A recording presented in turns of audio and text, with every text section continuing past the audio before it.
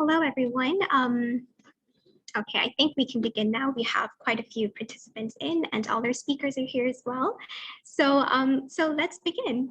Hello and a very warm welcome to yet another mini science series. Today's mini science series, the topic is COVID-19 vaccines, which is better and does it really matter? Thank you so much for taking out the time and joining another of our exciting conversations brought to you by Monash Science Symposium. And last year, we brought you 3 incredible webinars about pandemic preparedness, adapting to the new norm, and the potentials of digital health. If you followed us through our series, it is an honor to have you again.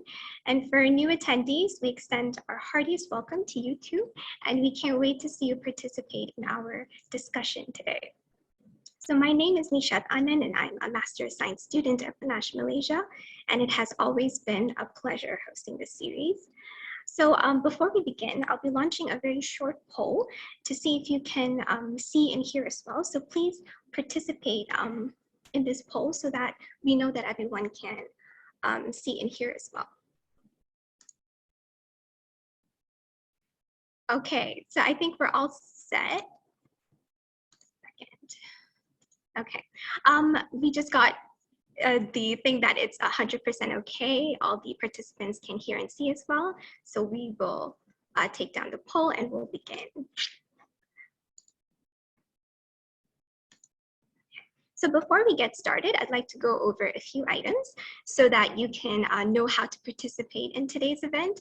So please note that this webinar will not allow you to switch on your webcam, and all attendees will be muted, but we'll be enabling our Q&A feature throughout the webinar. So this is below on your attendee control panel. So if you have any questions, just pop them in there and we will have them addressed at the end of the webinar. And please note that this webinar is being recorded. So don't worry if you miss anything. We will be sending around the recording upon request when it's available. So, okay, we're all set. So to give you a quick background, the Monash Science Symposium is an incredible legacy laid out through the years by postgrad students from the School of Science here at Monash University, Malaysia. The mini science series is a very special supplement of online webinars of this symposium that was introduced by the organizing committee of Monash Science Symposium 2021 when the lockdowns were rampant. So these webinars are structured to highlight important global issues like the current COVID-19 pandemic, and this invites the voices of diverse and crucial fields of expertise to come together and share their unique perspectives in a meaningful and engaging conversation. And this is made available to just about anyone who is available or interested to tune in wherever they may be. So today's webinar will visit a topic of imminent curiosity, a deeper dive into the different COVID-19 vaccines we have administered or are planning to. Now that COVID-19 vaccines have reached billions of people worldwide, the evidence is overwhelming that no matter which one you take, the vaccines offer life-saving protection against a disease that has killed millions. The pandemic is far from over and there are best bet of staying safe. So stick with us as we zoom into the public regard for understanding vaccine-induced immunity, vaccine safety across different ages, preparedness for different viral variants, and weighing into third booster shots and more. So today we are extremely honored to have a truly inspirational lineup of speakers, and they have previously lent out their voices to various advisory boards and are renowned for their indispensable contributions in their fields of pediatric medicine, pharmacy, and immunotoxicology. So let's take a little look into the individual details of our speakers. So this is our chairperson, Professor Chow Sek Chuen from our School of Science at Monash, Malaysia. He is currently a professor of biomedical sciences and the head of discipline in the medical bioscience course at our school. His field of expertise is in immunotoxicology, particularly how our immune system responds to foreign substances in hopes to develop new therapeutic interventions for immunological disorders. He has been a part of prominent research in institutions like Karolinska in Sweden and Mayo Clinic and foundations in the US. He is one of the founding members of the Malaysia Society of Toxicology, and he has served both as vice president and president there. Next, we have Emeritus Prof. Dr. P.T. Thomas, who is the Executive Dean of the Faculty of Health and Medical Sciences at Taylor's University. He worked with the Ministry of Health in Malaysia for 19 years. His area of expertise are pharmacy practice and the quality use of medicine. He has previously been a council member and vice president of the Malaysian Pharmaceutical Society, and also the chairman of the Regulatory Law and Ethics section of the Federation of Asian Pharmaceutical Associations. He's also founding member of the Malaysian Academy of Pharmacy. He is currently also serving on the board of trustees of World Vision Malaysia, a child-focused humanitarian organization dedicated to overcoming poverty and injustice. Lastly, we have Dato Dr. Musa Nordin. He is a consultant pediatrician and neonatologist at Damansara Specialist Hospital. He's a clinical professor of pediatrics at the KPJ International University College. Since 1999, he has served on various international advisory boards related to vaccines and immunization. His latest in October 2021 on the mRNA Vaccines International Advisory Board. He's a founding member of the Asian Strategic Alliance on the Prevention of Pneumococcal Disease and Immunized for Life. His latest book, Immunization Controversies, What You Really Need to Know, has been translated into 4 languages. And we will have time to hear from each of these wonderful speakers to gain a deeper understanding of the different COVID-19 vaccines and how we can gear up for this long haul of the pandemic. So please go ahead and drop in your questions and even your own opinions into our Q&A pane so that we can address them at the forum section later on. So once again, thank you so much for joining us in this mini science series webinar, COVID-19 vaccines, which is better and does it really matter? And this is brought to you by Monash Science Symposium. So without further ado, I'll be passing on the floor to our chair, Prof. Chow, to begin with his opening note. So Prof. Chow, it's all yours. Okay, thank you very much, Nishat, for the introduction. And very good afternoon, everyone, and to our speakers. And a very warm welcome to the Monash Science Symposium. First of all, I would like to congratulate our postgraduate students for organizing this series of symposium. And I would also like to thank them for inviting me today to chair this session. The topic for today's discussion is COVID-19 vaccines, which is better or does it really matter? I actually quite like the title of the topic, and I think you all will agree with me that the topic is very timely and extremely relevant. And especially when we're going to be given a 3rd jab under the National Vaccination Program in Malaysia, I think we need to know more about the vaccines. And what is more important is that we have 2 eminent speakers here who's going to shed some light on this topic. Since the virus was identified in China in December 2019, the COVID-19 disease has rapidly progressed into an unprecedented global pandemic. To date, more than 250 million people have been infected with the disease, and more than 5 million lives have been lost. And this global healthcare emergency has basically crippled the healthcare system in many countries and have created a socio-economic crisis worldwide.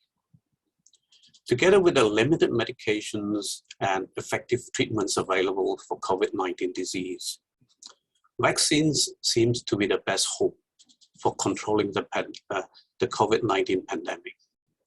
And to this end, the development of COVID-19 vaccines by different research groups and pharmaceutical companies around the world have been extremely successful. In less than 2 years, we have now at least 8 COVID-19 vaccines on the market, which are all approved by the World Health Organization. However, there are many challenges when it comes to vaccinating a global population.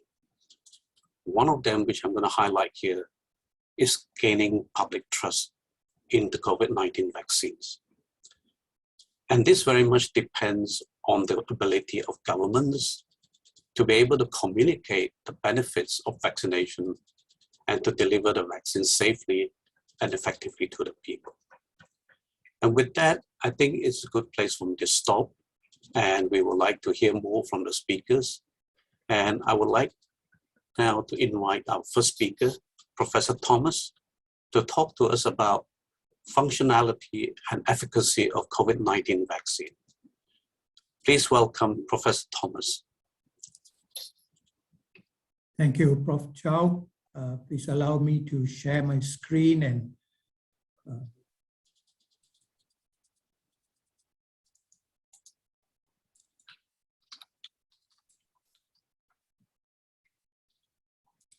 okay, I think we are set. Thank you once again, Prof. Chow, for your introductory comments. Thank you to the MC, Nishat, for your introduction. My fellow panelists, Dato Dr. Musa Nordin, academics, students, ladies and gentlemen. So the topic given to me is functionality and efficacy of COVID-19 vaccines.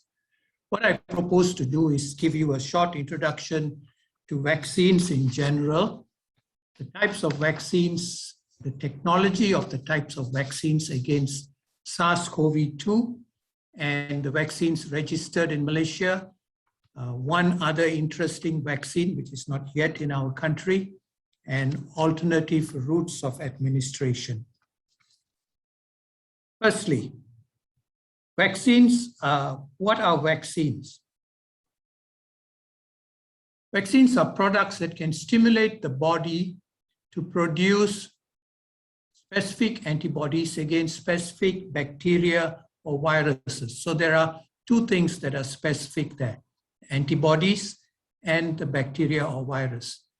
The principle of action is that they stimulate the body to produce antibodies against the virus or the bacteria, such that when an actual infection takes place, the body is ready to fight it.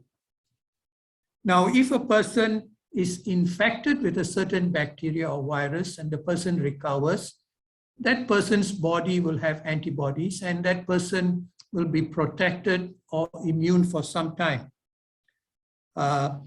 This is called natural immunity. When we give a vaccine, we try to simulate the infection. Now, there are different durations of immunity. There is what we call or what we expect to be lifelong immunity in natural immunity for chickenpox. That's what we were told when we were young, but nowadays we hear of people getting it a second time. There is also the flu vaccine where people take an injection every 6 months or a year, and that's because there is a new strain of flu every flu season. So the duration of immunity will vary. Some vaccines will require a booster dose. Hepatitis C, which has been in our country for some time, requires a booster dose. Now, what are the different types of vaccines? The title of this slide says vaccines against SARS-CoV-2, but the first one at the top, we don't really have a SARS-CoV vaccine with using attenuated virus vaccines. So I just put it there as for completeness. So an attenuated virus vaccine is a live vaccine usually. It's weakened, but it is not able to produce the disease when administered. So the other three are the types that we have now for SARS-CoV-2. The inactivated virus vaccine, where a virus is inactivated and killed and unable to produce the disease. So this is done by chemicals or by heat or by radiation. Then we have, before I go to the adenovirus, let me just illustrate just an illustration of the SARS-CoV-2 virus. What you have here are what is known as the spike proteins. Now, these spike proteins are the ones that make the virus dangerous or harmful because they can attach themselves to the cells and inoculate the viral material into the cells. If you can do something to damage these spike proteins, the virus will lose its virulence. Okay, so with that, then I go to the third one, which is the adenovirus vector vaccines. In these vaccines, they use an adenovirus vector, or they use another virus which acts as a carrier. This virus cannot replicate and does not produce the disease. Now, the virus genome will contain a sequence of DNA that codes for a part of the spike protein. And when administered, this goes to the nucleus of cells, is converted to mRNA. The mRNA is then taken up in the ribosomes and is expressed on the surface of the cells. And this foreign protein on the surface of the cells then elicits an immune response. Now, the mRNA vaccines are slightly different. They are relatively new. The adenovector viruses are not that new. The mRNA vaccines are relatively new, although the technique is not new. So in the mRNA vaccine, you have an injection of an mRNA, again for a part of the spike protein, which is packed into lipid nanoparticles. And this, when injected, is taken up into the cells, into the ribosomes, not into the nucleus. And again, it is expressed on the surface of the cells. Please remember that no component of these vaccines get incorporated into the human genome or into the human DNA. Now, our country has got a number of vaccines registered by now. In the world, there are many vaccines, but in our country, we have 7. So I've put them in no particular sequence, maybe somewhat in the sequence in which they were registered and made available. The first one that we had was Comirnaty, or more commonly known as Pfizer. So I will interchange with talking about the name or the manufacturer. People talk usually using the name of the manufacturer. So this is an mRNA vaccine developed by Pfizer-BioNTech. Has an efficacy of 95%. It is given in 2 doses, about 2 to 3 weeks apart. Now, the problem with the or one of the characteristics of the mRNA vaccine is that it has to be stored at -80 degrees centigrade. Recently, and these are very low temperatures, you need special freezers. The manufacturer has provided certain containers for transport of these vaccines, but you still require ultra low freezers. So the challenge is to administer this in rural areas where those type of freezers are not available. Once it is stored, they used to say previously that it has to be used within about 7 days. But now just recently they have said that it can be kept from 2 to 8 degrees for about a month. So that's a new development. As time goes on, probably they will have more changes in the way it can be stored and transported. The second one is an adenovector virus. So this is, for a long time was called as Astra Oxford. Now we normally just say AZ vaccine. It uses a vector, which is a chimpanzee adenovirus. So it doesn't produce disease. It is not manufactured by AstraZeneca itself. It is manufactured by contract manufacturers in Italy, Germany, Spain, and also even in Thailand. Efficacy 62 to 90%. Again, 2 doses. Initially, the first dose and second dose, there was an interval of 12 weeks, but now the second dose is given a little earlier. This can be kept from 2 to 8 degrees in the normal refrigerator. The third is Sinovac. Sinovac is an inactivated virus and vaccine. This is manufactured in China. A local company, Pharmaniaga, does fill and finish, which means that they bring in the bulk from China and they do the fill and finish in Malaysia. Now, this has had varying reports of efficacy from 50% to 90% in different countries, but all the studies had differences in the choice of subjects and so on. So the difference is not unexpected. This is given as 2 doses. can be stored 2 to 8 degrees. Like I said, fill and finish is done locally. The fourth one is again an adenovector virus, Convidecia. We call this the CanSino vaccine. This has got an efficacy of about 66%. So this is a one-dose vaccine. Okay, it's a one-dose vaccine and it can be stored at 2 to 8 degrees Celsius. When I say centigrade, you can put an age to me because that I grew up in an age where we use centigrade and Fahrenheit. The fifth one is the Johnson & Johnson or the Janssen vaccine. This is again an adenovector that uses the common cold virus.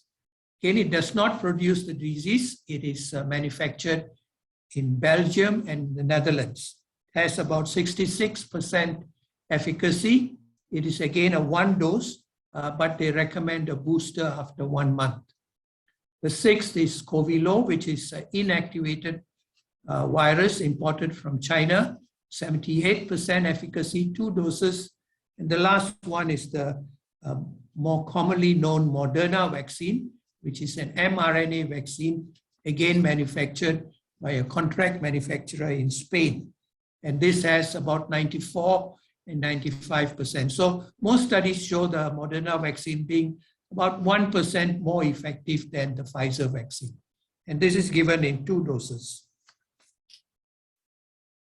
Now, this is another vaccine which we don't have in our country, and this is new, it is novel. It is a protein-based vaccine called Novavax, manufactured by originally by American biotech company. What this does, it manufactures the spike proteins, puts them into nanoparticles. So the spike proteins are manufactured in moth cells and then puts them together with an adjuvant of saponins made from the soapbark tree, which improves its immunogenicity. So the body then creates or produces antibodies to the spike proteins that are administered. So it is not expressed on the cells, but it is delivered to the body. So this is new. It has only been approved in 1 country so far, in Indonesia. They are hoping to get it approved in India and Philippines soon. And I think the one in Indonesia is manufactured by Serum Institute in India. So these are this is another one that may come in sometime soon, but approval is slow. Now, all the vaccines that we have now are given intramuscularly because the blood flow is strong, absorption is good. There are some people looking at an intranasal, a nasal spray type of vaccine. There are 2 companies that are doing this, and the rationale is that the nasal mucosa has good vasculature, and so you can have absorption of the vaccine. And the nasal mucosa is the usual point of entry for the SARS-CoV-2 virus. There are 2 vaccines in trials. One is the Astra Oxford vaccine. It's in quite an advanced stage of trial, and we should be hearing about it soon. And the other is the Bharat Biotech, an Indian company that also makes vaccine, but that may be a while yet. Finally, I just want to quickly run over some of the common side effects. The common ones are swelling and pain at the site of injection. People may feel feverish, fatigue, headache, muscle ache. Some may have chills that are mild or moderate, but they normally resolve within a few days. Some people don't have any reaction. Some people don't have reaction to the first one, but have a reaction to the second. Pfizer has been associated with anaphylactic reaction, not a contraindication because the place where it is administered has got facilities for treatment or must have facilities of treatment of anaphylactic reaction. More recently, it has been said to cause in a small percentage of people inflammation of the heart muscles. The AstraZeneca vaccine and also the Janssen vaccine has been associated with blood clots, and this is mainly in women below the age of 60 years. Again, these are very small numbers, but just for completeness, I wanted to mention them. They are not contraindications, but if you have an option and you are someone who has a tendency for allergic reactions, then you can avoid the Pfizer and get another one. But if the Pfizer vaccine is the only one that is available, then that is a good vaccine to take. A common adage that people say is, any vaccine that is available is the best vaccine. And WHO accepts any vaccine that has got more than 50% efficacy. So with that, I will stop here and I look forward to questions. Thank you very much. Okay, thank you very much, Professor Thomas, for your talk. I would now like to invite our second speaker, Dr. Musa Nordin, to talk to us about the delivery of COVID-19 vaccines. Please welcome Dr. Musa Nordin.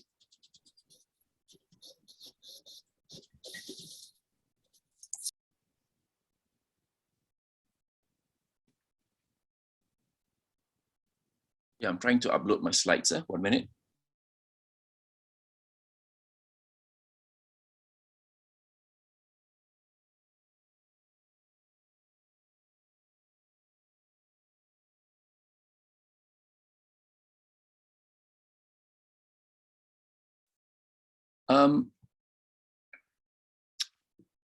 Herman, can you upload the slides? And I'm having trouble on my end. Yes, that'll be fine. Can you allow me control?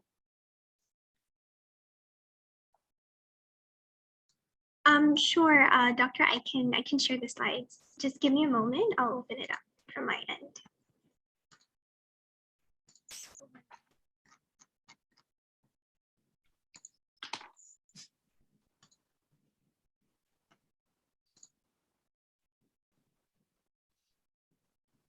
I missed downloading it.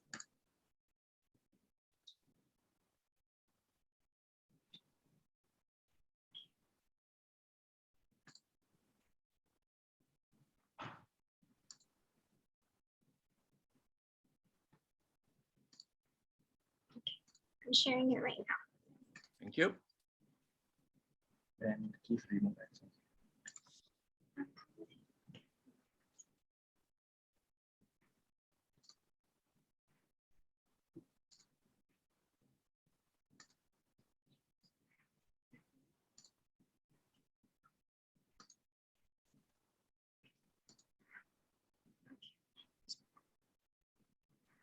Doctor, I've actually given you remote access, so you can actually control the slides that are coming up.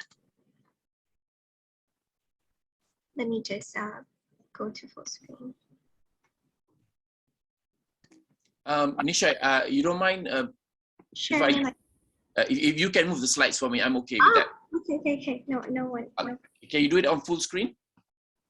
Yeah. Can I go full screen?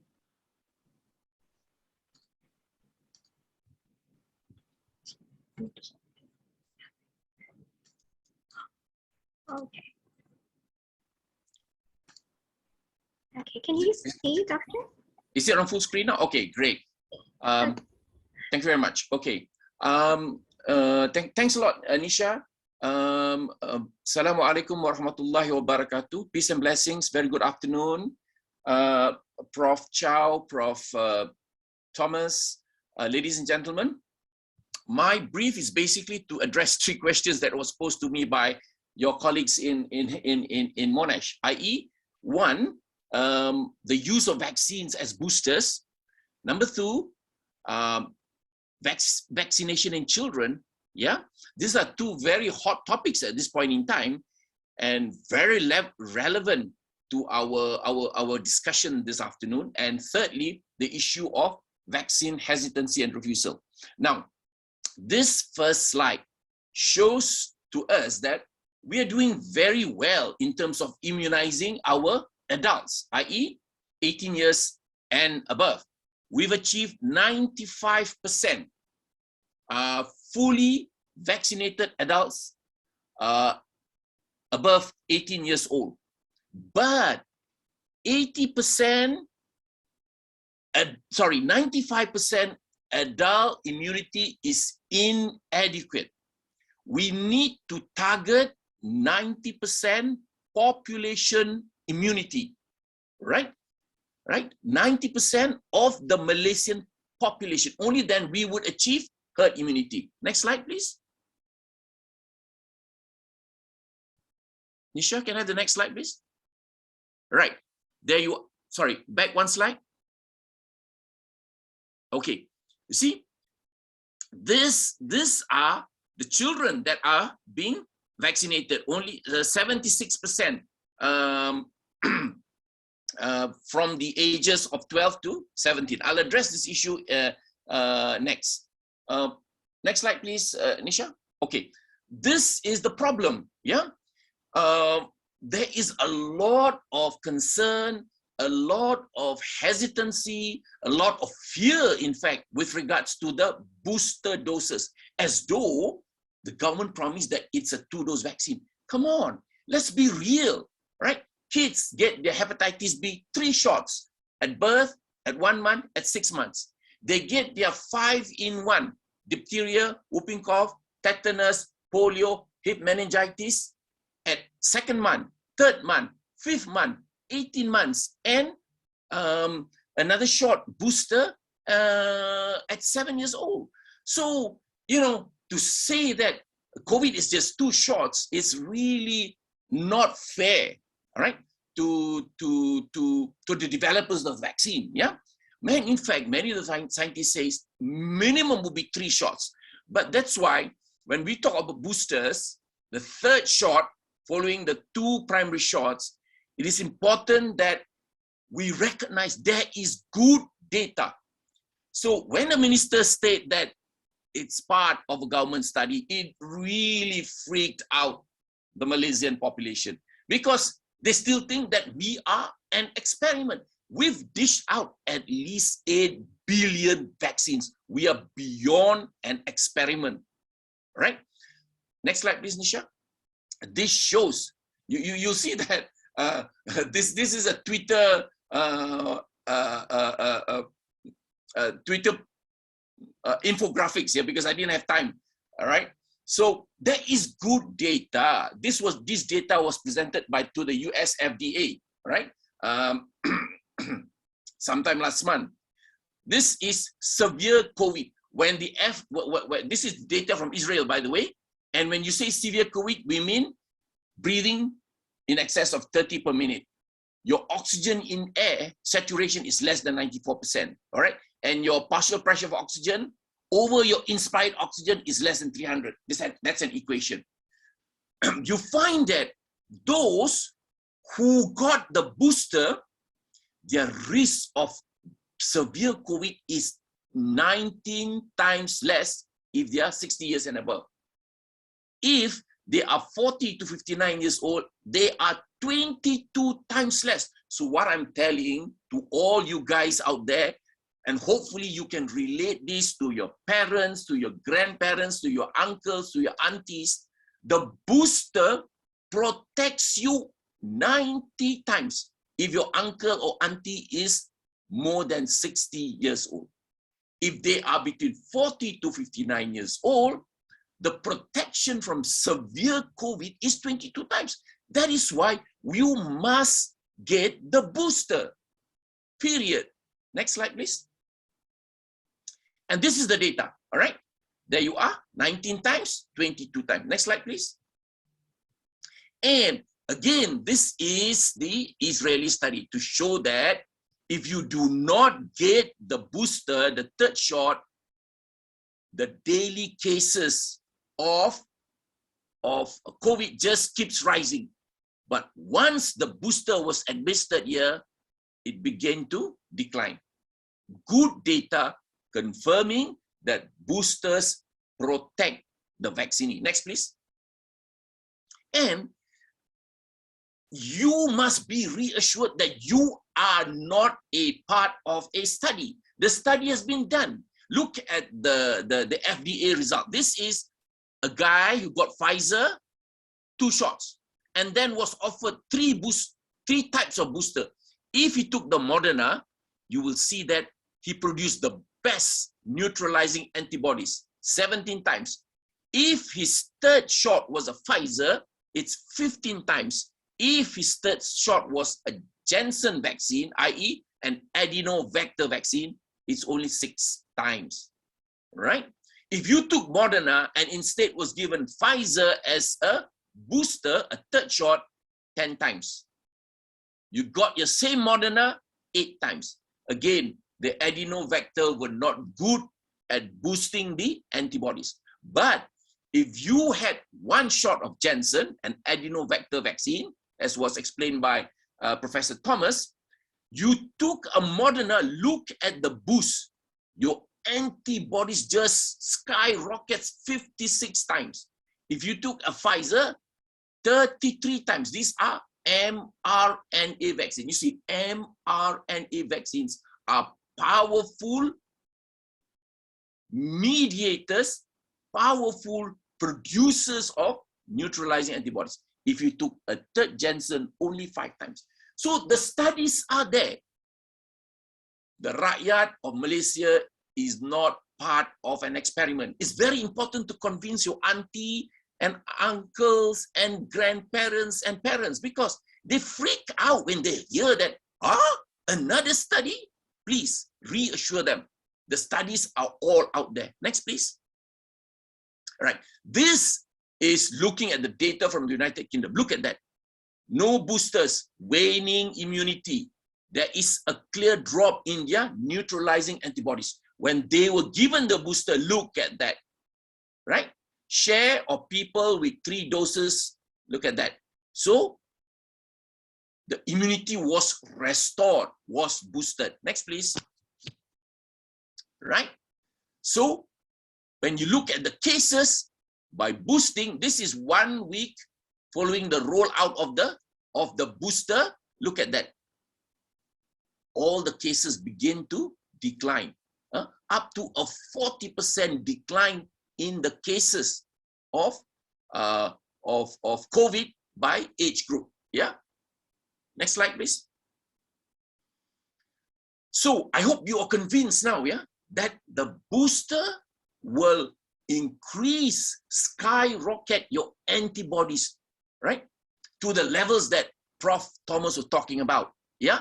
In fact, the latest study from the UK showed that from a low of for Pfizer, it was 66%.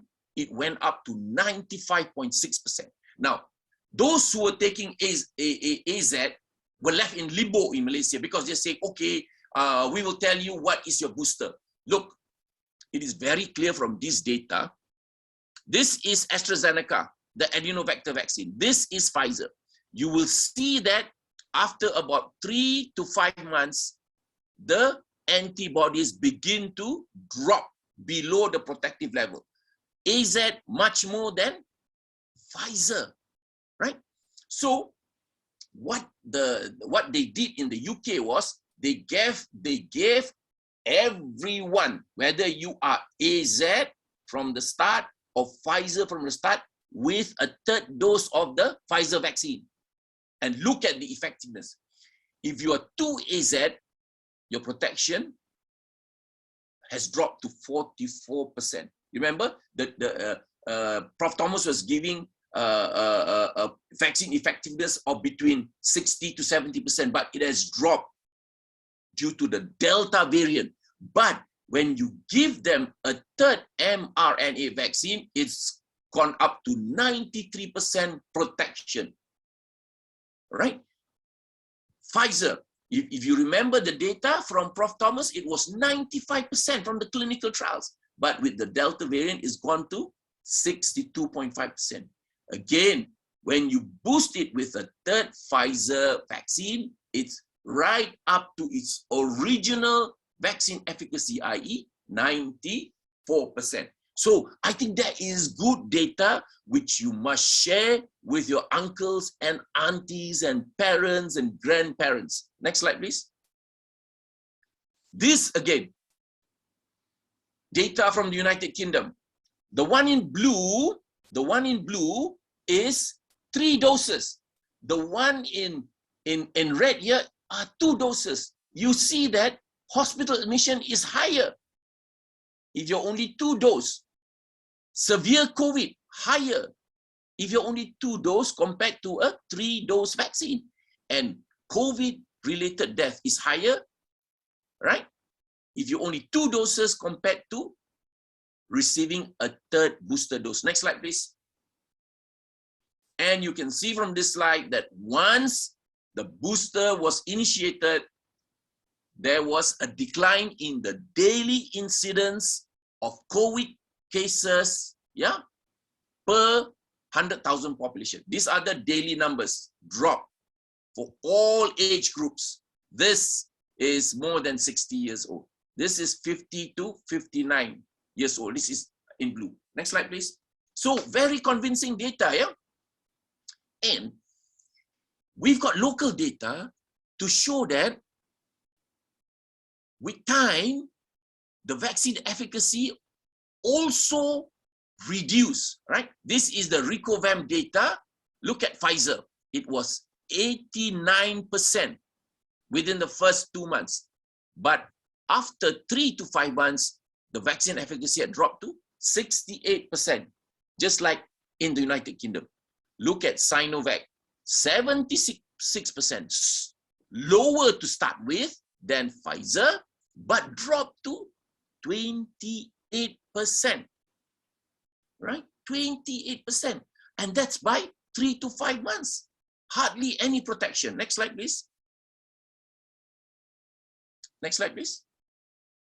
Right. This is the worry, right? The minister was saying that around 40% of booster dose recipients did not show up. So please, now, if you're convinced with the data that I've shown to you, make sure that your uncles and aunties, parents and grandparents get the booster dose, especially if he or she had Sinovac, 2 Sinovac shots. Yeah, next, please.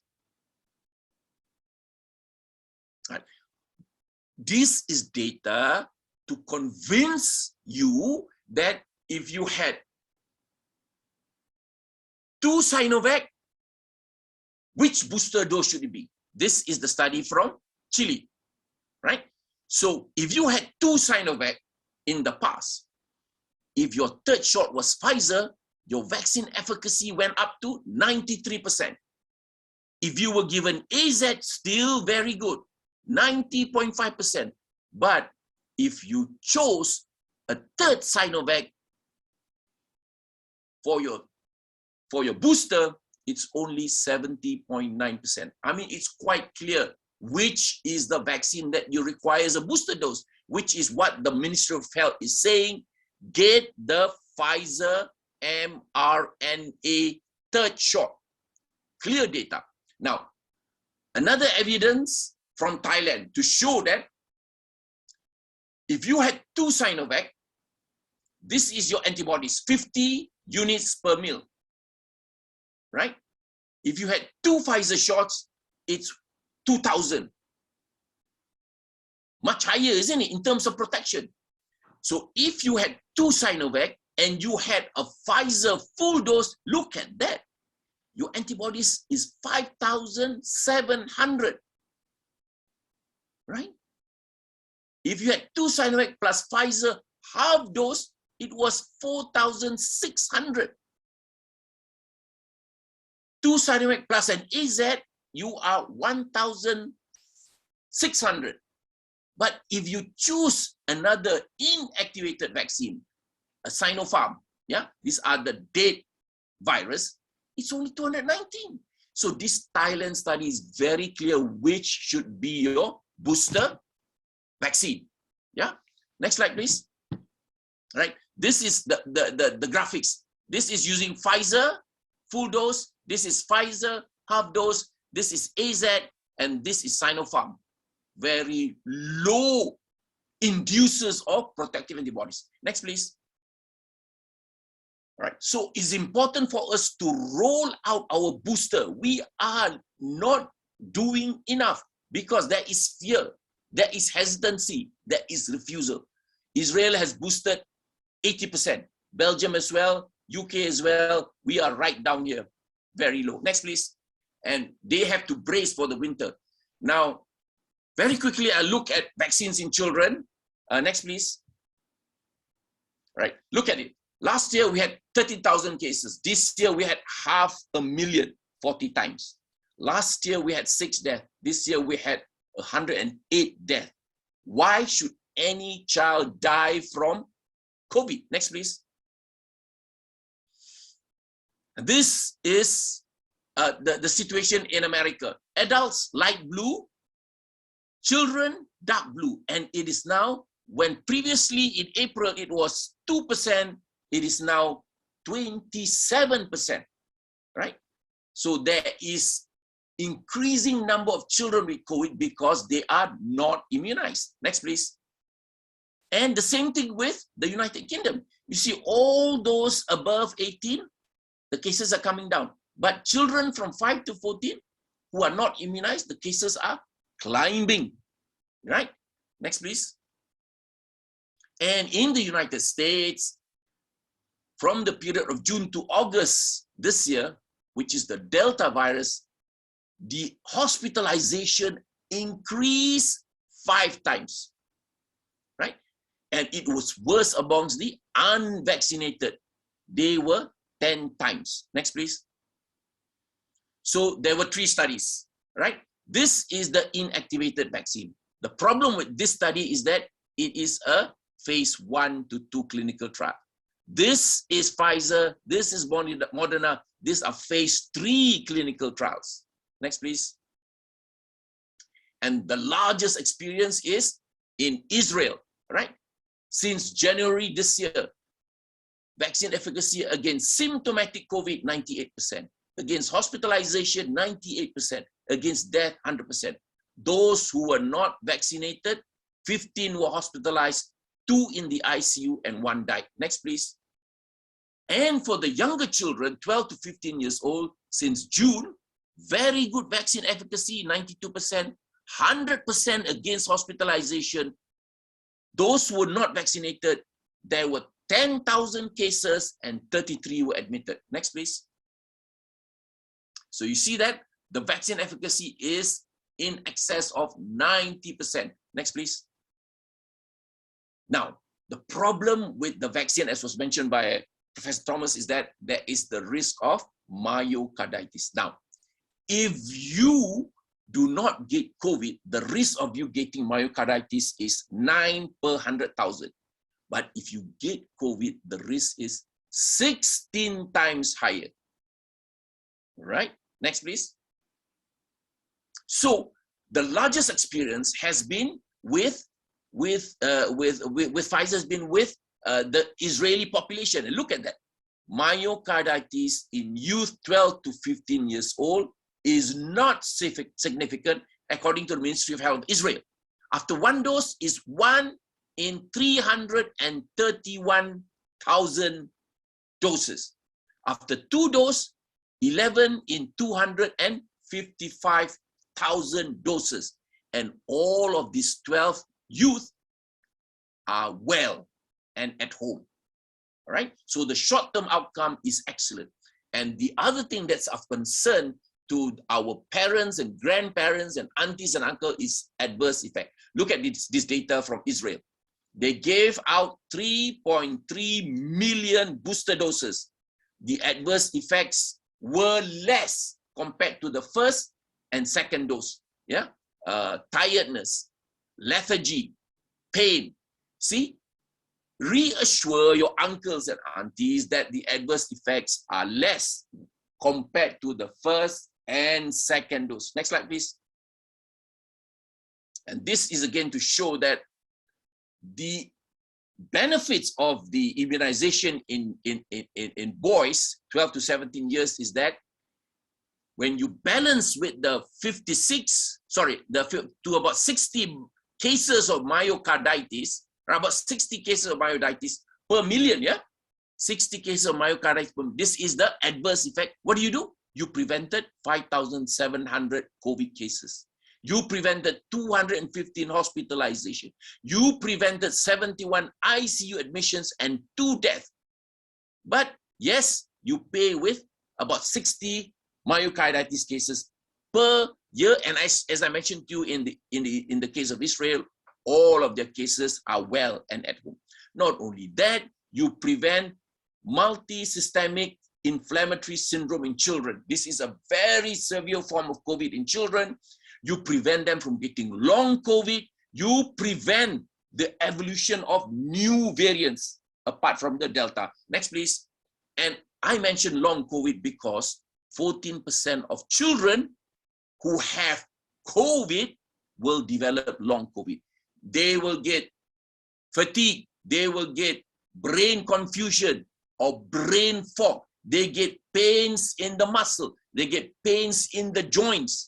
Yeah, they get difficulty in breathing, right? I mean, they have 70 to 80 years of their life with all of these issues, yeah? So hopefully with the vaccine, you prevent long COVID. Next slide, please. Next slide. So there you are. About 46 countries have done the vaccine, including Malaysia, right? Started in US. All of the European countries are doing the vaccines for children 12 to 17 years old. Next, please. And as I mentioned to you, we need to target 90% population immunity because the Delta variant has got an RO of 5 to 7. For every 1 case, they can spread to 5 to 7 people. And with that RO, you need 90% population immunity. Next, please. Right, I think this is my last lot of slides. The third area, which is hesitancy, very quickly. We did this survey in December. Only 67 wanted the vaccine. 17% were unsure. 16% do not want the vaccine. Next slide, please. So we've actually done very well because our adults, 95%, are fully vaccinated.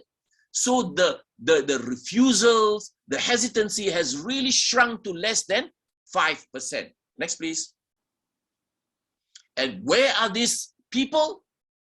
They are in Kedah, they are in Pahang, they are in Terengganu, Kelantan. This is the Malay heartland. You know, this was a slide end of September when the average complete vaccination was 60%. Kedah was doing 49%, Pahang 49%, Terengganu 53%.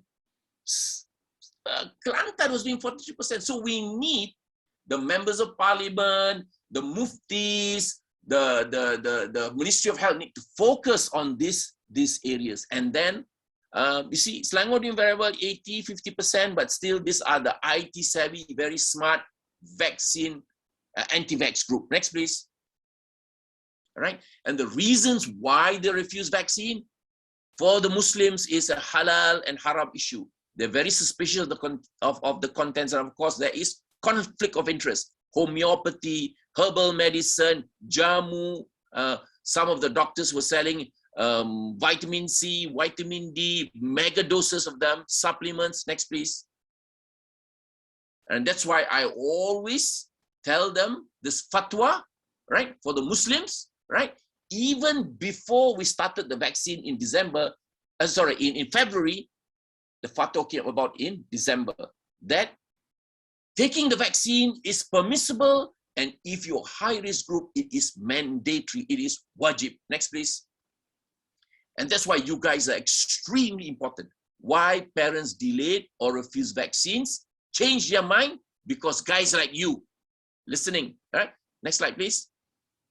Right? Information, reassurance from a healthcare provider.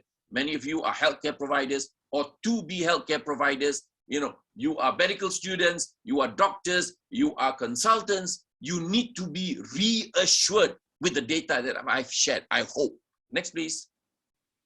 So look at the doctors. These are pediatricians, 282 pediatricians whom we surveyed from the private hospitals, from the government hospitals, from academia, the universities. Next slide, please. And unanimous 90% are in favor of vaccinating kids aged 12 to 17 years old. Next slide, please. Next slide, please. I think this is the last slide. So I hope I have convinced with you the data that the booster is not optional, it is mandatory. Number three, if you want, number two, if you want to achieve herd immunity, we need to immunize our younger children. And number three is that you guys have a big role to play to convince your elders, your uncles and aunties, parents and grandparents, get your booster, get your kids immunized, and the adverse reaction is not as severe as has been played out by the vaccine, anti-vaxxers. Thank you very much. Right. Thank you very much, Dr. Musa, and a very interesting talk, and with a lot of data and convincing as well. I think it goes back to my opening remarks about gaining public trust in the COVID-19 vaccines, particularly for the booster shots. And what do you think the government should be doing in terms of convincing the people or be able to communicate the benefits of vaccination to them and to encourage them to get the booster shots? I mean, we are just a small group here and doing our best to try and convince families and members. But like you say, the Malay heartlands are the area that's been hesitant.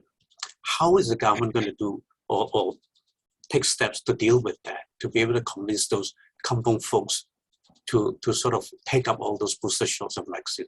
Because it's extremely important. Yeah, if I can share some of my personal thoughts. The Malay heartland is convincing them to get the 2 shots first, right? Now, with the booster shot, it is not just an issue of the Malay heartland, it's an issue of the urban community, and it cuts across race. Yeah. You know, I'm sure you know your uncles and aunties who are really freaked out about getting that 3rd shot. And that's why I think you guys are very, very instrumental to make sure that you win them over with good, convincing data, right? Because sometimes, even in my own hospital, the doctors are hesitant. And you know why? They freak out about the adverse effects. And I showed them the data from Israel. 3.3 million real-world experience showing that the adverse effects are actually much less when you compare with dose 1 and dose 2. So I think we need to convince the fraternity, we need to convince our students, we need to convince all that surround us, because you have to work in your circle of influence. And mind you, you can make a lot of difference. Let it not just be the job of the Minister of Health. Honestly, I tell you, when the Minister of Health was kicking off the booster, they did badly. They said it was optional. How can it be optional? Because, I mean, you are Sinovac, you've dropped from 76% to 28%. You're not protected. Why do you think Sarawak is facing a deluge of cases being admitted with Cat 3, 4, and 5?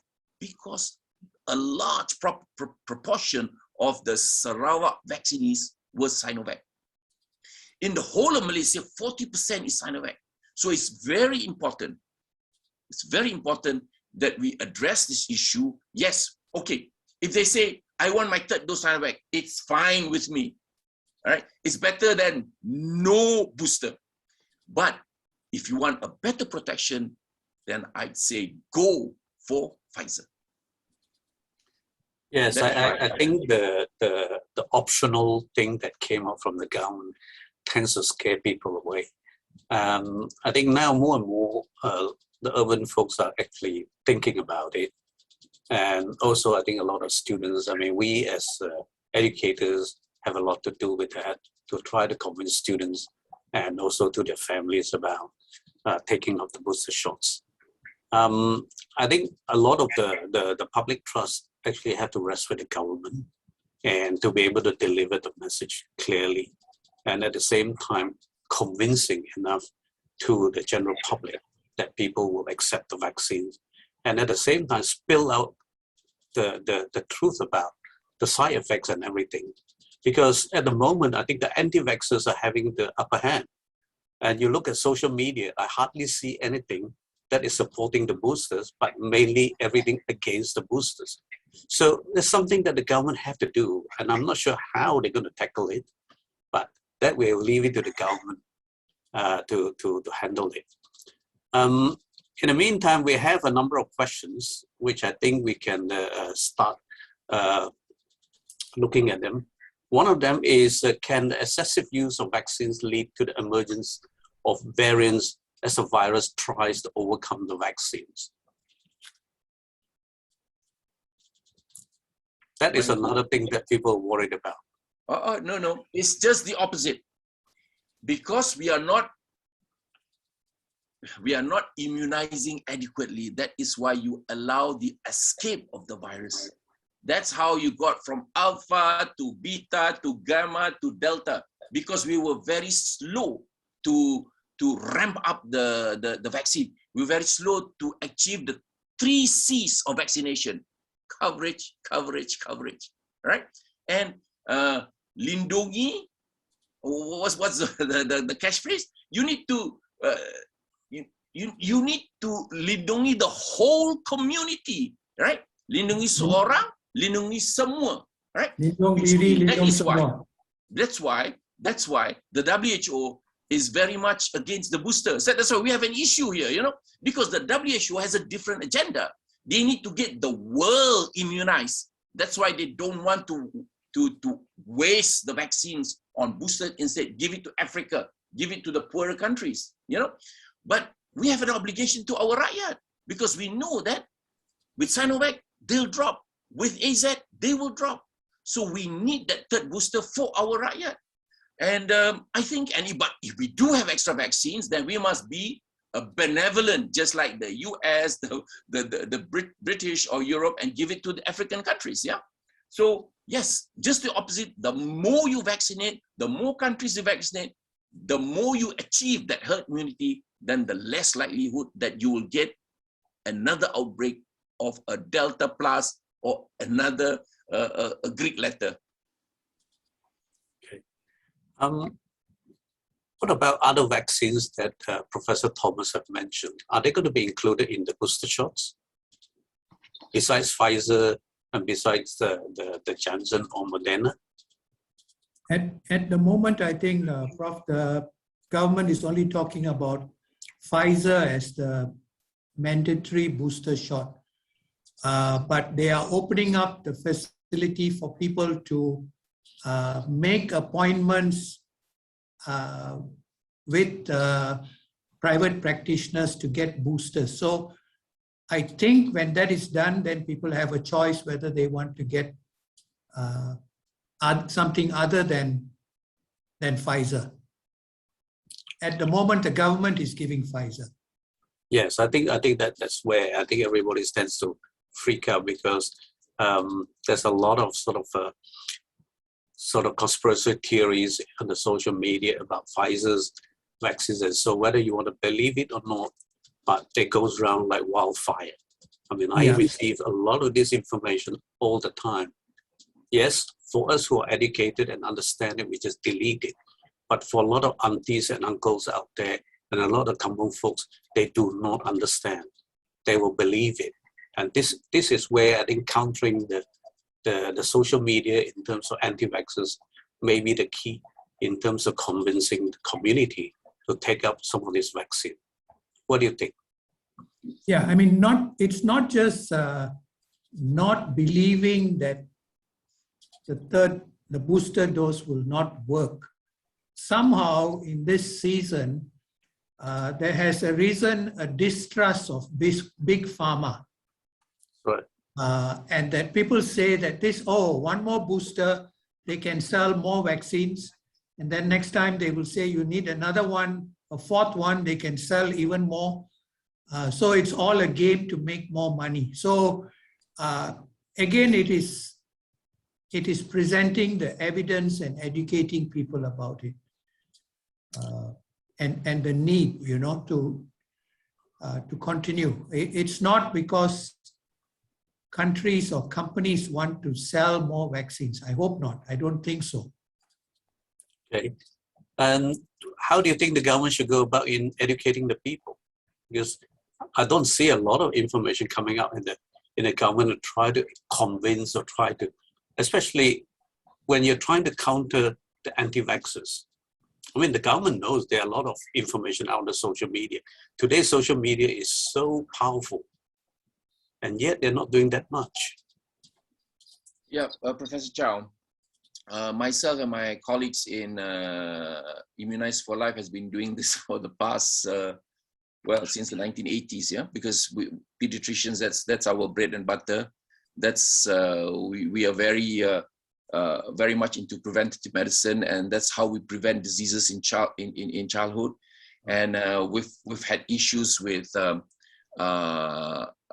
in fact, the anti-vaccine bandwagon started since Jenner founded the first vaccine in 1796, yeah, saying that this is against God's providence, and it really took off in a big way with the pertussis vaccine. We had a big battle on our ground dealing with showing to our patients and parents that the cerebral palsy, the brain damage has got nothing to do with the pertussis vaccine. That's number one. And number two, autism and MMR.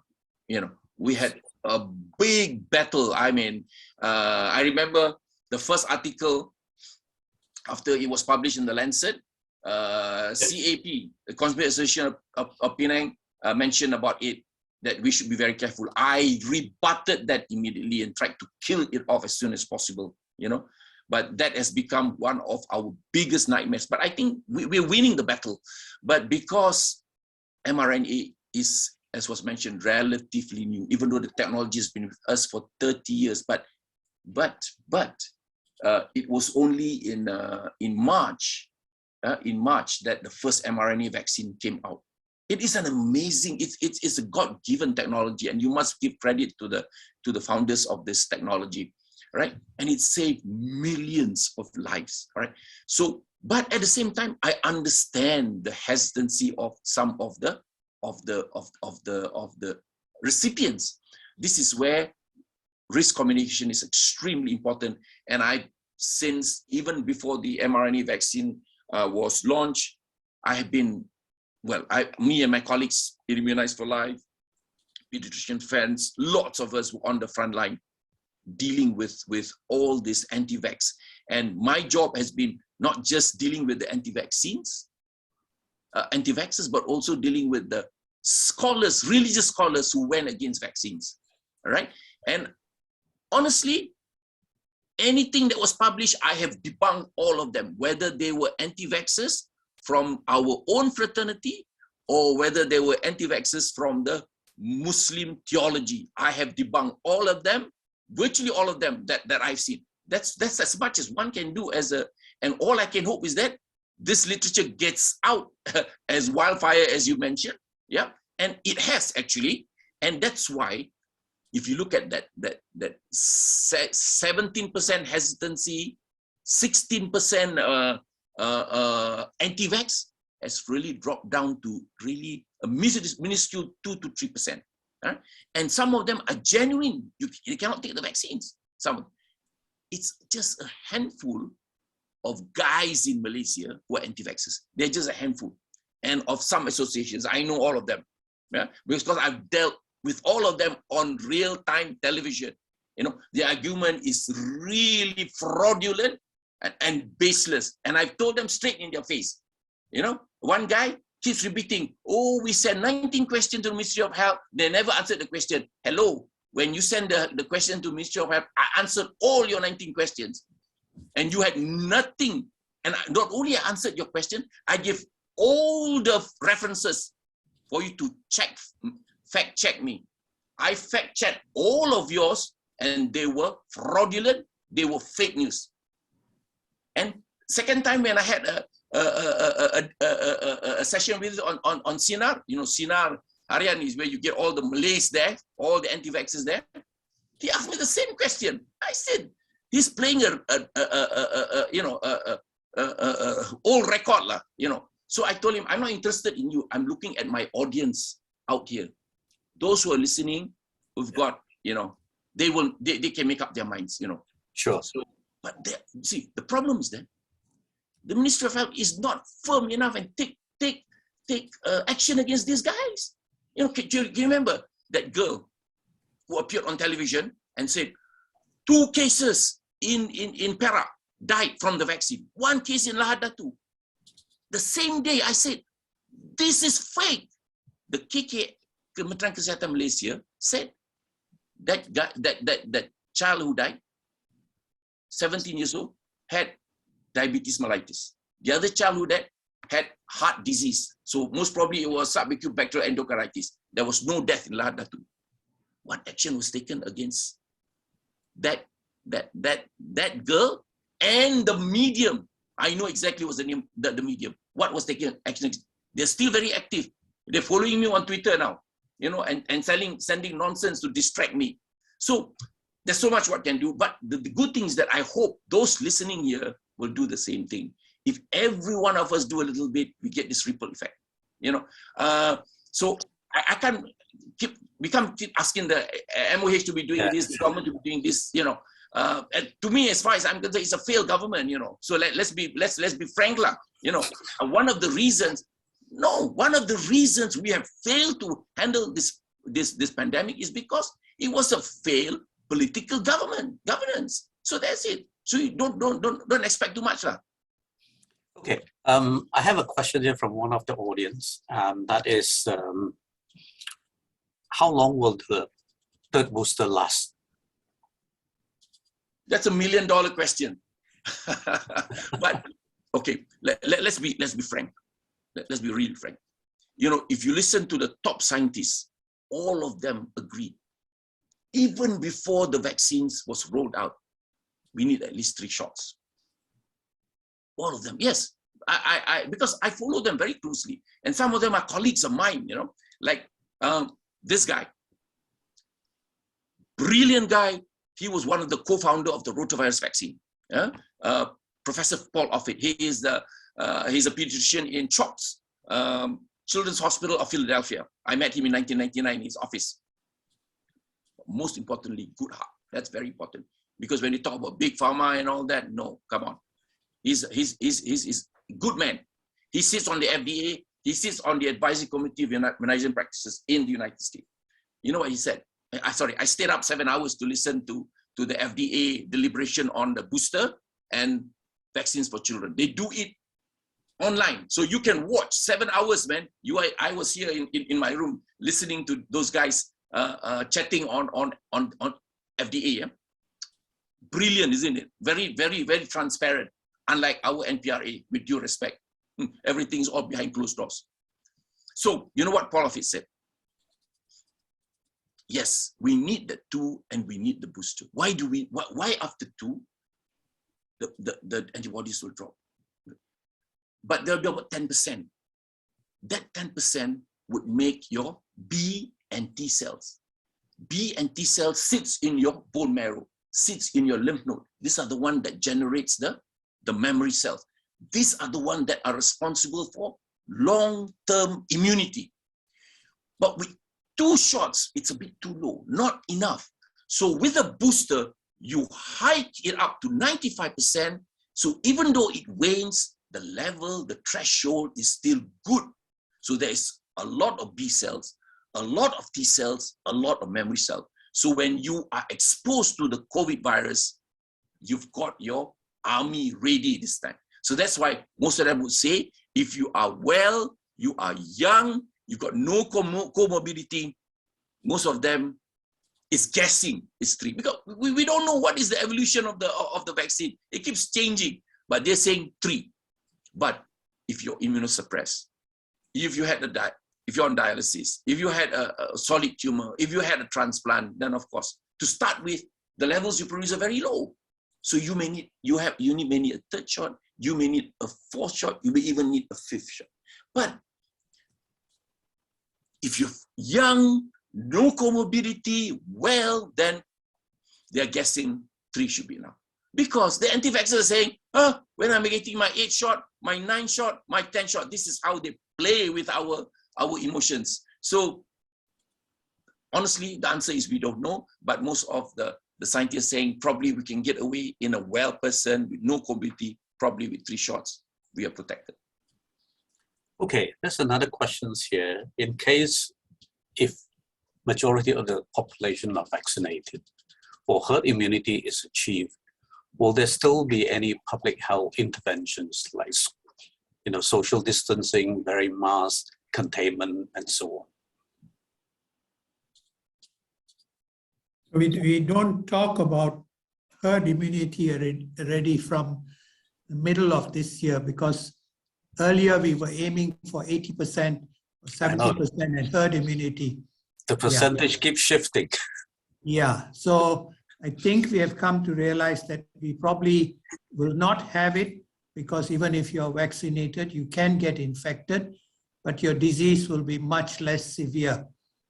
And now we know that even if you are vaccinated, you can also transmit, although there is an American study that said that your transmission, if you're vaccinated, is less. So I don't know, Dato Musa can elaborate. I don't think we will get herd immunity, but we will reach a level where we will learn to live with it. Maybe masking will still be essential. I mean, this is looking into the crystal ball. I don't know, Dato, what do you think? Well, okay. No, they say we keep shifting. Of course, we keep changing because the science, the knowledge, the new knowledge keeps shifting. When we started with the Wuhan virus, the RO, reproduction number, was 2 or 3. So with a vaccine that's about 80 to 90% vaccine efficacy, then your population, the population that you need to immunize will be about 80%. But now we are dealing with the Delta variant, whose reproductive number is 5 to 7. And I showed you the diagram. If your reproductive number is 5 to 7, and you have a vaccine with a vaccine efficacy of 80 to 90%, there's a formula, then you need to immunize 90%. And if you're able to immunize 90% of the population, just like when we did with measles, then, which is not, with measles is 95%, then that 5% who are not immunized will be protected. So in the case of COVID, the 10% that are not immunized will enjoy that herd immunity. And by then, we should be able to relinquish that physical distancing and the masking. That's my personal opinion, right? And we have arrived at a stage where it is endemic in the community. And hopefully with 90% immunity, we would taper the pathogenicity of the virus to like the 4 coronavirus that is endemic with us. We have 4, isn't it? The 4 coronavirus that's endemic that we're living with, that cause the flu, the ARIs, that cause the bronchiolitis, once a year. So that's I hope that's the reality. And eventually we will do without this SOPs, but we need that 90% as soon as possible and make sure we don't generate another Delta plus or whatever Greek alphabet is going to be, which is more transmissible and more virulent. Okay, there's another question here about vaccine passport. Is that going to be used to filter of people having 2 shots or 3 shots when they exit or enter another country? Well, we already have something like that, although we don't call it passport. Passport is a generic term. Many countries have already instituted the requirement for you to show proof of 2-dose vaccination. Right. Some countries even specify which vaccine it should be, and they don't accept 2-dose vaccination with certain types. So that is a form of vaccine passport already. You know, I said that I come from another generation. When I was young, we all used to carry a small WHO booklet. Yellow book. That's right. That had vaccination status that you had to carry with you. Yeah. Your vaccination history is all there.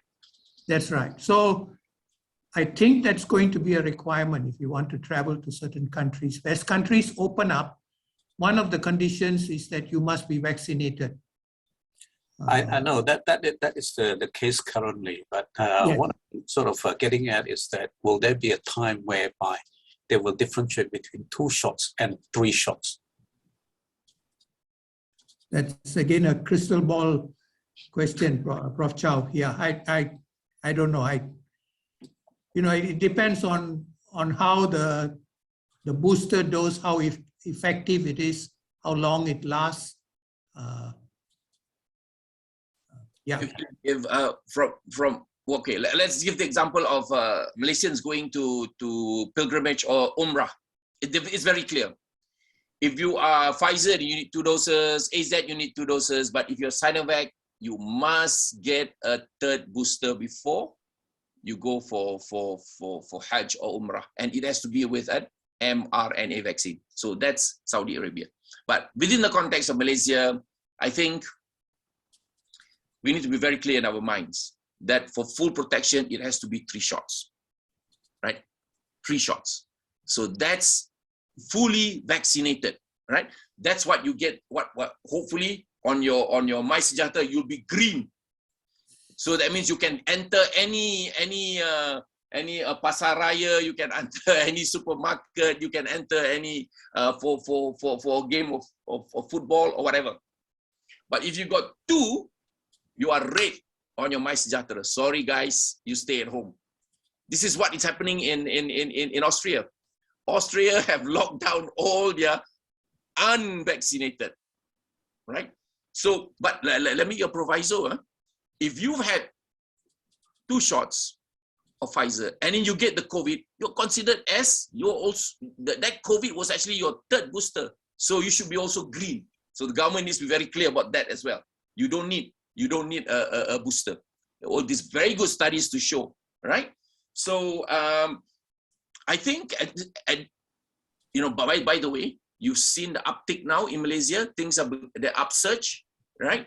All the states, there's an upsurge. So we need to be really clear where we are with regards to vaccination. And I think it's very important that the message gets through that everyone needs a booster, unless you've had COVID, right? Unless you had a reaction to Pfizer, then you get a Sinovac, right? Unless you had issues with blood clots with AZ, then you get either a Pfizer or a Pfizer preferably. So I think Israel has got a passport very clear. You need 3 shots, green, before you can enter any of their indoor facilities. They're very strict. Okay, I think there have been some discussion about some countries accepting certain vaccines and some countries does not accept other vaccines and so on. And that creates a lot of confusion because there isn't what we call a universal acceptance of, let's say, the 8 vaccines that have been approved by the World Health Organizations. So do you think that at some point they will have to accept whatever that is approved by the World Health Organizations? Because there are people who like having 1 shot with a vaccines that is not approved by some of those countries, and they're worried that they won't be able to travel to their country. So this is the dilemma at the moment to some people. Well, I don't think I have the answer to that, but I know that the United States are accepting whatever that has been licensed by the World Health Organization. Europe has not yet. They've not. They are yes, I think Europe is the one that is tricky to deal with. Yeah, they're not accepting the Chinese vaccines. So, well, at least the UK have have sort of changed and have accepted Sinovac and another Chinese vaccine from Malaysia at least, but I'm not sure whether they will accept more. And I think this is always a problem. And also for those who want to take a third booster shots, should they take something that is accepted by those countries? Oh, I think looking at the data, just based on the science, I think Europe is just to insist that if you had 2 Sinovacs, you need to take a third mRNA vaccine, because it's for your own protection. Because you're going into Europe. Europe has got an upsurge now, by the way. Virtually every country in Europe has got an upsurge, and the reason is not because they are not fully vaccinated or they're chasing their boosters, but because they've got got rid of the mask mandate. They got rid of the distancing mandate. You know, so they've just thrown everything out, and that's why they're paying a high price for this. This is what I call this obsession with human rights, which is inappropriate. Yes. I have another questions here about, I think some individuals are worried about getting infected from kids who have been to school, because kids are not fully immunized yet or vaccinated yet, but the parents are. But could parents actually get infected from kids who have been exposed to COVID-19 in the school? Well, I just got sorry, this is about a week ago. A child went to school, got COVID from another colleague, a friend in school, and then passed it on to mom who had 2 AZs, passed it on to dad who had 2 AZs, pass it on to all the other siblings.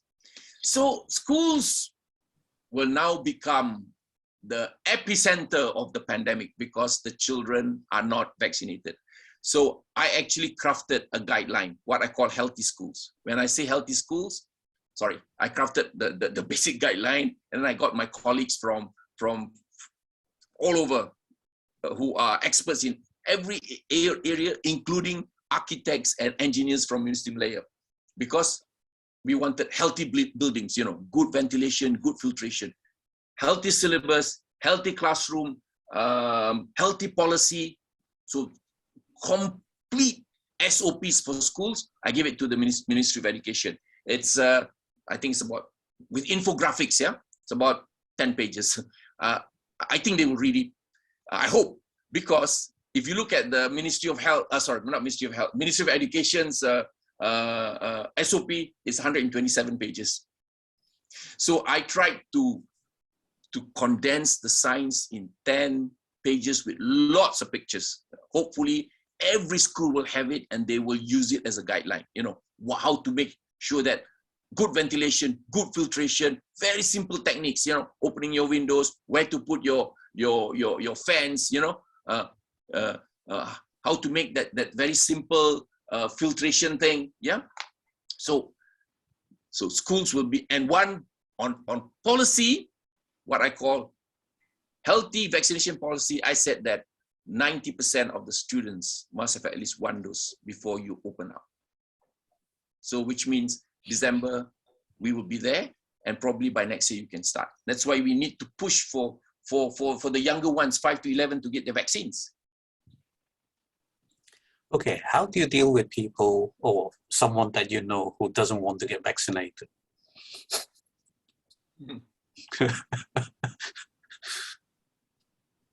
No more friends. We all have our own bag of tricks how we deal with friends, isn't it? So, so because I get a lot of it in my clinic, and when I deal with patients in my clinic, I don't talk numbers like I do with you guys. You know, I had to give you guys a number so that you're convinced that it works. You know, with parents who come to clinic, I tell them, you know, I tell stories, man. You know, just in 2004, I had this girl sitting out there who's not well. I told mom to come and see me, you know, sorry, I saw her 3 days ago and told mom to come and see me if she's unwell. You know, this is reliving about what, 16 years. I'm telling to the parent now, you know, And I saw the girl out there. I went out, I rushed, brought the girl straight up to ICU. Within 10 hours, the girl died on me. Because the girl did not get the pneumococcal vaccine. So the girl got, pneumococcal meningitis and died. So because in 2 hours making the battle for the pneumococcal vaccine to be introduced for children, it was only introduced in 2020, 16 years battle. So I tell lots of stories, right? Same thing with COVID. Right? I just told you a story about how this child got COVID from school, pass it to mom. You see, you know why mom got it? She only got 2 AZ. So if with the alpha, her protection was 90%, it's now dropped to 44%. Mom did not get the booster. So if she had got the booster with the Pfizer vaccine, she would be back to 95%. She would be protected from the child who brought it home. So that I tell stories with my patients, with my friends, That's the only, that's exactly how the anti-vaxxers function. They got lots of anecdotes, man. There are lots of story, all success story. They took this vitamin C, they're like superheroes. They took my vitamin D, they got no more acute respiratory infection, no more flu. They are on top of the world. That's how they sell the stories. That's how they sell their drugs, So we are lousy storytellers. We are data. Of course, anecdote is the lowest pillar of your hierarchy of evidence-based medicine, isn't it? Last. That's where most of the people will believe, the simple folks. Exactly. So that's how I learned. That's how I tell stories as well. Stories to, you have to win the hearts now. It's no more up here. Yeah. Yeah, you have to win the hearts, Yeah. So that's how. But with you guys, I need to make sure that when I had to show all the data so that you are convinced, and then you can go ahead and try your own style of how you want to put it across. But don't tell figures to parents, no. Yes, I mean that is always difficult to try and translate data to facts or to something that is simple. I think this is something that we always face as academicians.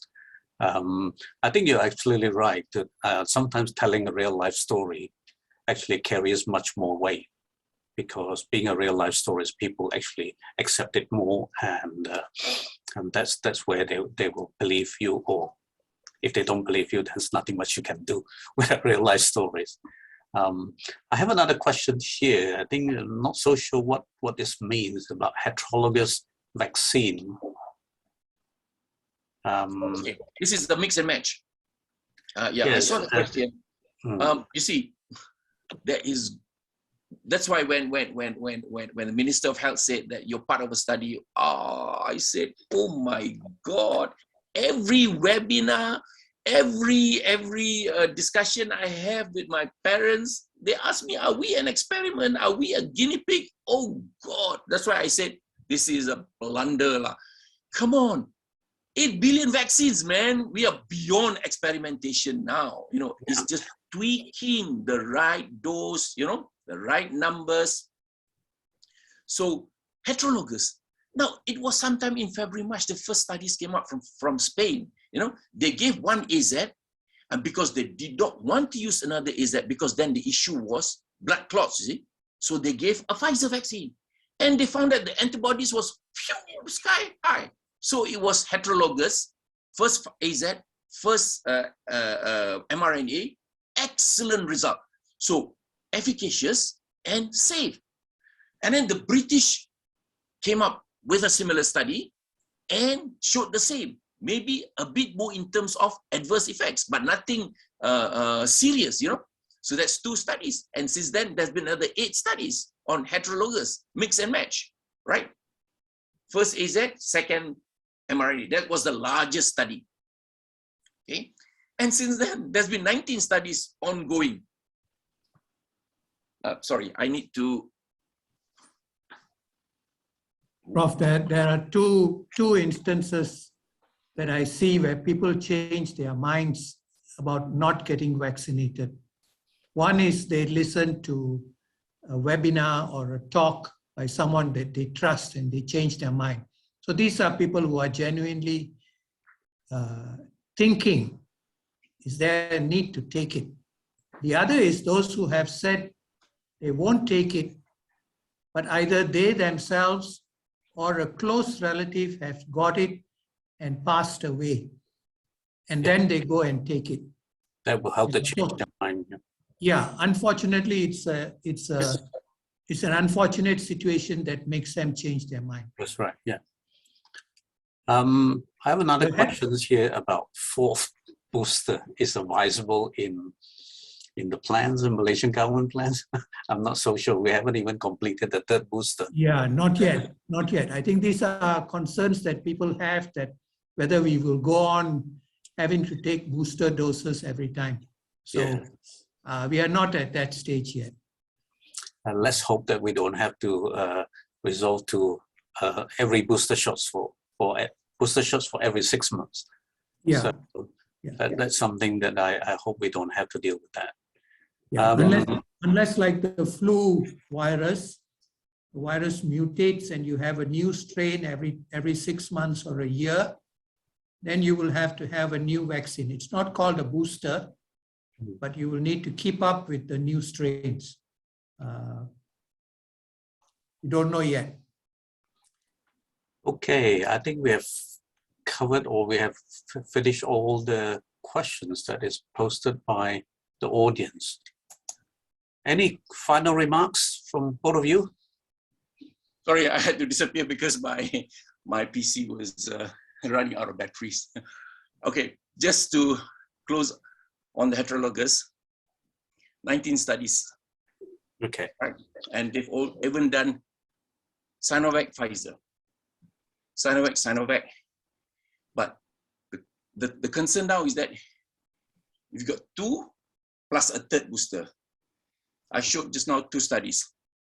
One was from Chile, one was from Thailand. Both of them showed that if you have 2 Sinovacs, the third is a Pfizer or an AZ, your antibodies are the highest, 93%.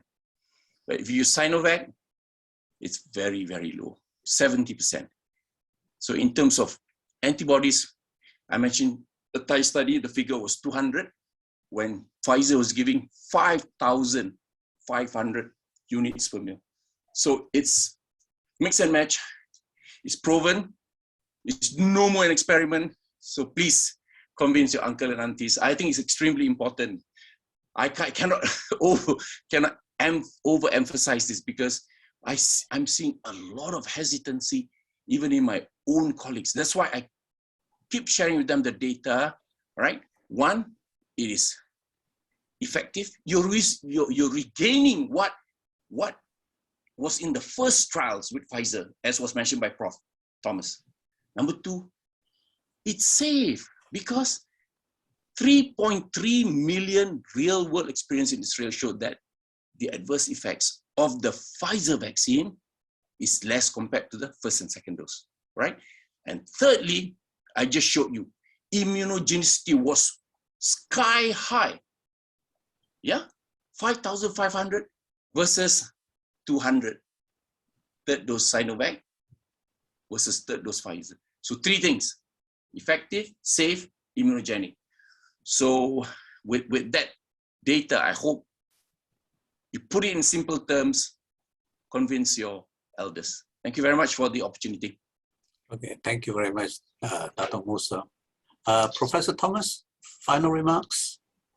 Well, I just would like to say that we will still have to keep on taking all the precautions, safe distancing, masking, hand hygiene, and so on, until we get into a better situation. And I think the message should also be that we should expect changes as we get more information and as we get better treatment.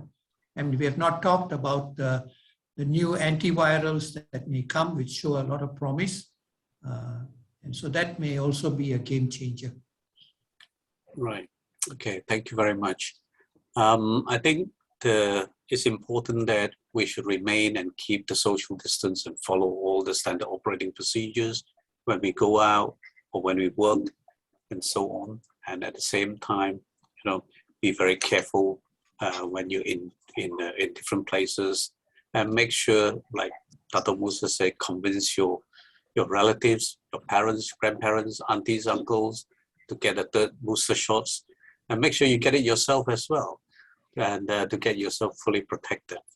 So I'd like to thank the two speakers, and at the same time, I think I'll have to pass it to Nishat for closing. Am I? All right, thank you so much. That was a truly engaging conversation. I really enjoyed it. I hope the audience did as well, but seeing the questions, the very relevant questions that came up, it's just really nice to see that they were able to relate to all that information and ask the right questions. I'll be sharing my screen for like the last time. Let me just share screen.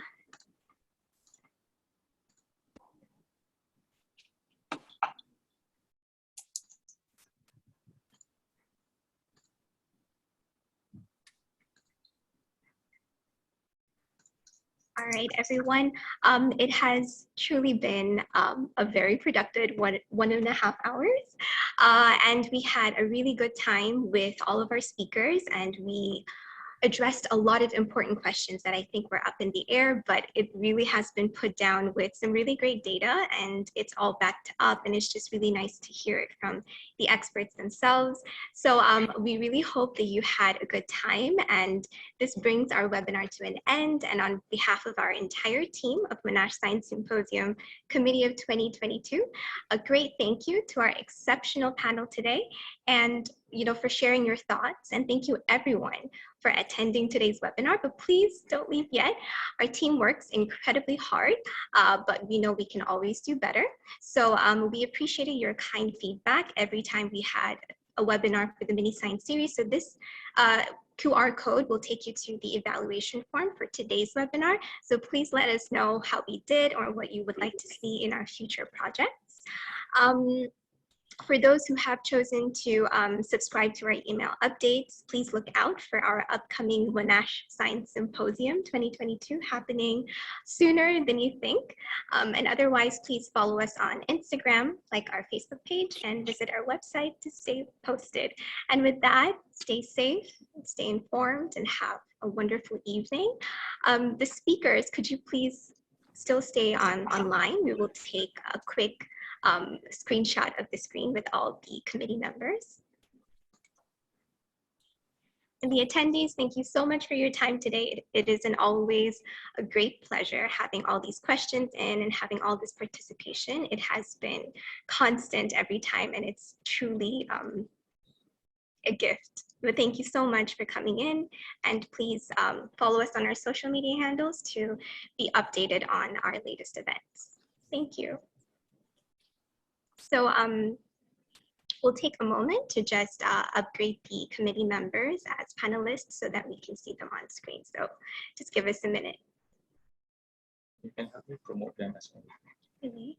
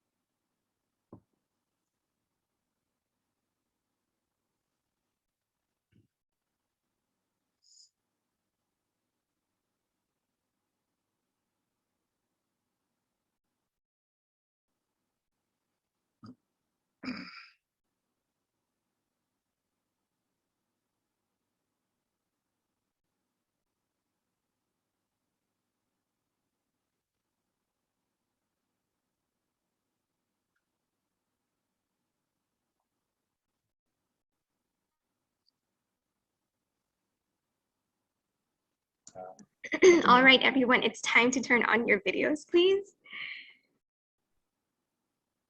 Thank you so much for waiting, speakers.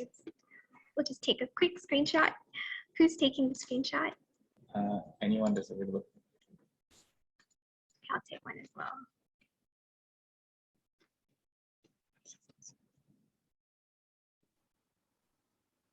Oh, really? There you go. Okay, 1, 2, 3.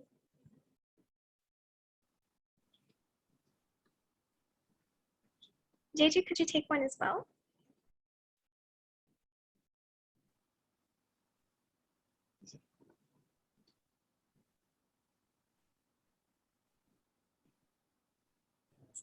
I've taken. Oh my God, did I move? Okay. I think we're all set, right? Okay, thank you so much. Right. Thank you very much. It's been a pleasure. Thanks, Thank you guys. so much for your time. Have a great evening. Okay, thank you, everyone. Thank you, everyone. Take care.